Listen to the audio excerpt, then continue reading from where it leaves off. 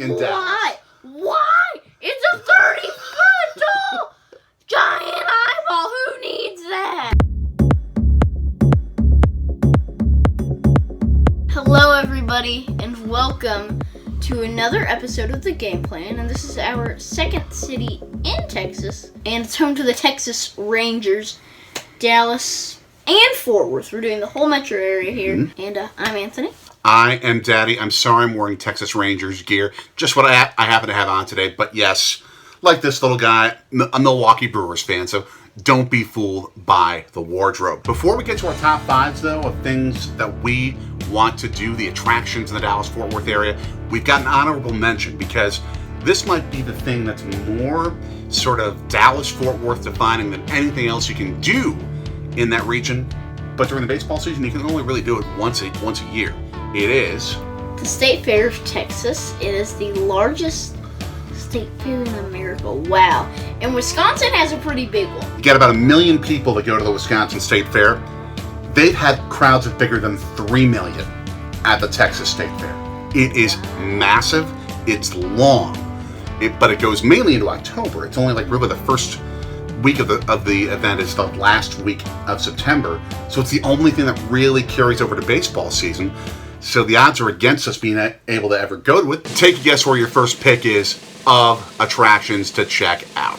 Lambeau South, AT&T Stadium. Okay, let me explain the Lambeau South for those of you who aren't Packer fans. So number one, the Packers did win the Super Bowl there against the Steelers and Super Bowl 45.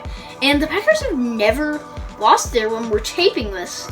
And they're not playing this season against the Cowboys. Aaron Rodgers has done great, and hopefully we're going to beat Mike McCarthy there in a couple of years. Absolutely. The former coach of the Packers, now the current coach of the Dallas Cowboys. Quality human being, just wears the wrong laundry on NFL Sundays. That's how I felt when he went there. But there are so many cool things about this place, buddy. You can get on the field by the Cowboy Star.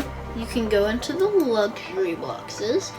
And sometimes you'll get into the locker room and you get to see a bar right by where the Cowboys enter the field. And it's the Cowboys locker room. It's not the visiting locker room like you get with most NFL tours. Everybody who hates Jerry Jones, it's not that I want to give Jerry Jones my money.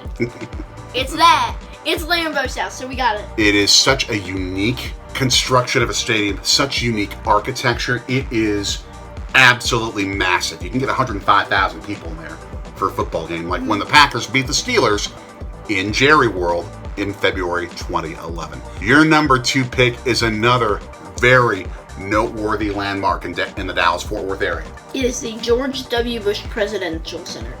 It is the library of the 43rd president, and they've got a exhibit on his role in responding to 9/11, as well as a replica of the Oval Office, and it's life-sized, which is awesome. They've got critical decisions, and you become president for a short time, and you see what steps you should take and the hard decisions that a president faces. Yeah, we did that a little bit with the when we went to the National Constitution Center in Philadelphia a couple years ago, remember? Yeah. It really gets you to think about the incredible role a president has to play and all the different factors that a president has to think about when deciding upon, with so many lives in the balance with what you do. It shows the power of what a president has to do. And don't forget too, bud, yes, George W. Bush was president back from 2001 to 2009. And yes, he threw out the first pitch at Miller Park the first time they ever played the game there. I did know about that, yeah. We don't know that this is going to be the case, but there's a chance you might get some baseball artifacts there too. Because remember, he was the owner of the Texas Rangers. He was? Yeah. I never knew that. He was the owner of the Rangers before he became president. You've had a theme with some of your top fives that have involved animals and zoos, and this one might take the cake out of all of them, number 3. The Fort Worth Zoo. It was ranked by USA Today as the best, the number 1 zoo in the country. Is that not That's crazy. Is that not nuts? And then I wouldn't have thought Fort Worth ahead of St. Louis, ahead of San Diego, ahead of Milwaukee. And we've got a great zoo. If you haven't been to Milwaukee, And if you're in the area, go, because it is awesome.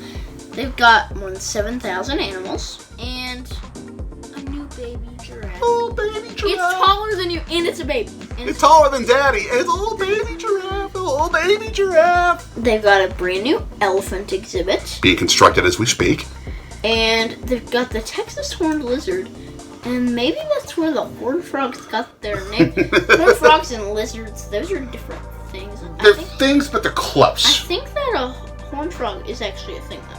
Yes, absolutely. Number 4, though, is the reason why we go to the Dallas-Fort Worth area in the first place. It is to go see the Brewers play the Texas Rangers at brand new Globe Life Field. So, I have to be totally honest, I really wanted to go to Globe Life Park because the former stadium. it was an awesome stadium. The very Tiger Stadium looking outfield. True. It was just awesome, and then like in the front they have a big Texas sign and you make the X yourself. This stadium, I'm not the biggest fan of. Okay.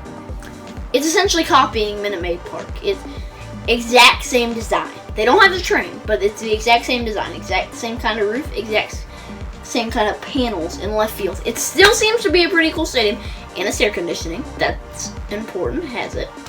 So, I'm not the biggest fan of it, but it still seems cool. Something to think about, too, when you're going to a game at Globe Life Field is AT&T Stadium is right by there. It is like maybe a couple blocks away. Mm-hmm. So you can make a day of it if you take a tour of AT&T Stadium and then go right nearby and go to Globe Life Field for a game, get there early, check out batting practice. I think you can tailgate there as well. I think we can bring the grill, the brats, all that stuff, and do a proper Wisconsin tailgate. And bring a whole bunch of friends and have a big Wisconsin tailgate. That would be awesome. Absolutely. Your final top 5 pick gets to maybe the most historic event in the history of Dallas, but it wasn't a happy one. It is the 6th floor museum at Dealey Plaza, and if you don't know what this is about, so JFK was assassinated during a parade in Dallas. The 6th floor museum is where the shooter was at, correct? Where Lee Harvey Oswald was located when President Kennedy went through the motorcade, and on the street nearby there's actually an X that marks the spot where it happened. Oh, wow. It's a powerful experience to look at it, but they also have a lot of exhibits about John F. Kennedy and about his life. A little bit like what you get with what we reviewed in Boston with the JFK Presidential Library and Museum. They'll have similar exhibits talking about his presidency and his effect on the United States as well. Now time for my top 5. I give the kid first dibs, and then I take the rest, if you will. And there's going to be a theme that's going to show up with a couple of these locations, not necessarily the first one. We already looked at the Fort Worth Zoo, but in Dallas, there's a very different type of animal display. The Dallas World Aquarium, but it's not necessarily just an aquarium. And I almost picked this thing. It is really cool because it has... What they did was they outfitted a 4-story office building and switched it into a combination of a jungle type of setting where you've got leopards, exotic birds, flamingos, like a rainforest, on the upper floor of an office building. That's nuts! And then you just keep going down the levels and you get into the actual aquarium pieces. They don't necessarily have sharks, they don't have dolphins there, but they have a whole bunch of different types of fish, including the fox face fish. Think of a fish with the face of a fox. Looks kind of weird. He's trying to impersonate it, maybe. Not so sure. This is a fox face. It's like, this is a fish, right? I don't know if there are any fish out there that have like arms, but they have a fox face fish, along with one of the world's biggest octopi, or as they call it, octopuses. Octopuses? Yeah, I call it an octopus. I call it octopuses. Yeah, it really is an octopi, but whatever. Who cares? A huge, massive, Mongo-sized octopus is in this aquarium, right smack dab in the middle of downtown Dallas. Really cool to check out. Dallas-Fort Worth, more than any other supremely major city, is about the history and about the culture of the Cowboy, and not just the Dallas Cowboys football team. Fort Worth, Texas, they call that place Cowtown. And right smack dab in downtown Cowtown is the Fort Worth Stockyards. Twice a day, in the middle of the city, you get to see a cattle drive, where they actually sort of shepherd in all this cattle to go into different parts of where they live in the middle of a city. You can see steers in their pens right behind the Livestock Exchange building. There's the Stockyards Museum. And there is another piece of Dallas-Fort Worth culture there, the Bull Riding Hall of Fame. They haven't built it yet, but they're planning to place it somewhere within the Stockyards. You know what bull riding is? Yeah. We'll get into it even more in detail in a little bit. So there's like a plaza around that area, Mm-hmm. and there's a train that runs through it. And essentially what happens is so everybody's walking around the plaza, and then the train comes through, and everybody has to clear the plaza and stand on the side and wait for the train to come through. I'm pretty sure they schedule the trains to make sure that they don't get in the way of the cattle drives. Yeah. That would be kind of scary to see. All of a sudden you see this cattle drive, here comes a train. Not fun. Speaking of crazy, number 3, this is so crazy this is in so downtown Dallas. Bad. I don't understand it. It is the giant eyeball. Why is there an eyeball in the middle of Dallas? It is this 30-foot tall piece of art that is meant to depict an eyeball right smack dab in the middle of a plaza in front of a hotel in Dallas. Why? It's a 30-foot tall giant eyeball. Who needs that? Because it's funny to look at. Who People just want to needs check it? it. No one needs it, but why do you need, for example, in Chicago, a big silver beam-shaped thingamabobber? Because you can make reflective selfies. You can take reflective selfies. Why do you need this big monster, like 20-foot orange thing in the middle of downtown Milwaukee, right at the end of Wisconsin Avenue? Because it is cool to flip water bottle flips on. That's Amazing has actually done it. Go check out our friends at That's Amazing. We'll have to see if That's Amazing can do water flips on a 30-foot giant eyeball. If they go to Dallas, we'll have to tell them about it. Number 4, speaking of things that people think are crazy, imagine trying to ride on top of a bull with one arm held to a holster, and this bull just wants to flop you off. Dude Perfect has done it. I'm kidding. It was a fake bull. They did a video with NFL players, and one of the things is bull riding. This is real bull riding. Top-level championship bull riding in a suburb of Dallas called Mesquite. It's called the Mesquite Championship Rodeo. Professional rodeo competitions that have been on cable television for decades. On ESPN, Fox Sports Network, you've got bull riding. Do people around the country actually watch bull riding? Yes. Do people in New York City watch bull riding? On occasion, but it's much more of a southern and southwestern sport, certainly. But you'll see rodeo competitions around the United States. Sometimes they come to Milwaukee. When did that happen? Just a couple of years ago. So there is a national tour, but this is a place where some of the best in the world learn how to do it.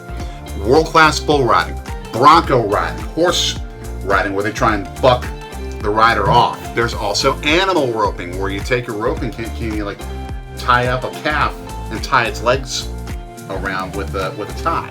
Can you wrestle it down and tie it? And then there's barrel racing. That's being mean. It is long-time Texas sport, and it's gone across the country. And at this particular rodeo, you had dignitaries like Presidents Ronald Reagan, George W. Bush, and the Prince of Monaco has attended this thing. It's just a part of Texas. What? It's a part of Texas culture. And finally, my number 5 is named after a presidential candidate and a philanthropist in Texas named H. Ross Perot. It is the Perot Museum of Nature and Science. Whole bunch of different really fun exhibits there, which I think you would have some fun with. For example, the sports hall. This is what I would like. Can you throw a football more accurately than great Cowboys legendary quarterback Roger Staubach? Let's bring in, who could we bring in here? You want to bring in Aaron Rodgers? A-Rod could probably do it because of the technology they have today. But he's one of the few human beings who could. Yeah. Can you head a soccer ball better than the great Abby Wambach? Colin Alex Morgan or Carly Lloyd? In other words, probably you and me. Doubt it. I can't. I haven't even done a header in my life because they don't allow us to do it in soccer until we're like in 6th grade. Someday, maybe you'll grow that skill. But they also right now have a traveling exhibit of some of the oldest fossils of human beings ever found. Nearly 2 million years old. Okay, that's just weird. You would see some of the bones of a 2 million year old human being at one of the traveling exhibits there. They also have a lot of studies of the human body, including what appears to be a preserved human brain, an engineering and an innovation hall. You can learn about self-driving cars. Oh, now that sounds cool. This is one of a whole bunch of great museums in the Dallas-Fort Worth area. We couldn't put them all on there, so we definitely recommend you do some more research and check out some of the great museums in that part of the country. But when you are in Dallas-Fort Worth, when you are in North Texas, you gotta eat. You gotta eat and you the southern food and chicken tenders and cheese curds, which I don't think we found cheese curds as far as Dallas yet. We will show you where to find some in our next episode. What do you do to get it? Yeah, you gotta like, share, subscribe, and hit that bell. Ding, ding, ding. Again, check the description and comment favorite place to go in Dallas if you've been, and if you haven't, where do you want to? And what did we miss here? And give Fort Worth some love too. It's Dallas-Fort Worth. Yeah, give Fort Worth and Arlington, where the Rangers and Cowboys play. Give them some love as well. We will see you next time. So long from Storm G Story Studios in Milwaukee.